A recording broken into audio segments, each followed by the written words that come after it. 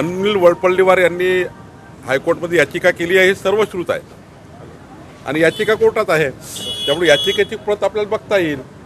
आणि आपल्याला माहिती आहे की अनिल वडपल्लीवार जेव्हा करतात याचिका तेव्हा ते कुणाच्या म्हणण्यावर करतात हे तुम्हाला माहिती आहे. त्यामुळं आता लफवा छपवी करण्याचा प्रश्नच येत नाही.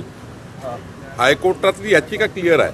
त्यामुळं महाराष्ट्रातल्या महायुतीच्या मुख्यमंत्री माझी लाडकी बहीण योजना आणि सर्वच योजना थांबवाव्या याकरता काँग्रेस पार्टी आणि हे गोष्ट खरी आहे की ज्या ठिकाणी भाजपचे सरकार आहे, मध्य प्रदेशमध्ये मुख्यमंत्री लाडली बहिणा योजना सुरू आहे, आसाममध्ये सुरू आहे जिथं भाजपचं सरकार आहे,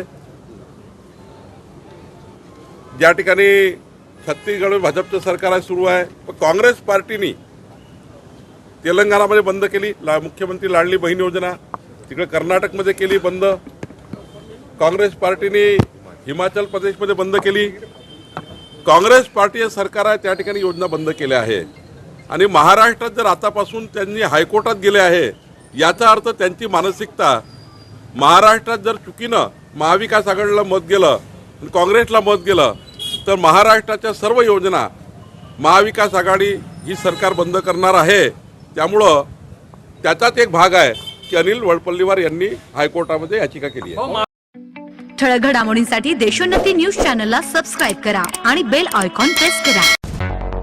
मुंबई, पुणे, नागपूर, मराठवाडा असो का विदर्भ, राजकीय, सामाजिक, शैक्षणिक क्षेत्र असो का क्रीडा, सर्वच घडामोडीचे विश्लेषण पाहायला विसरू नका. फक्त देशोन्नती न्यूजवर.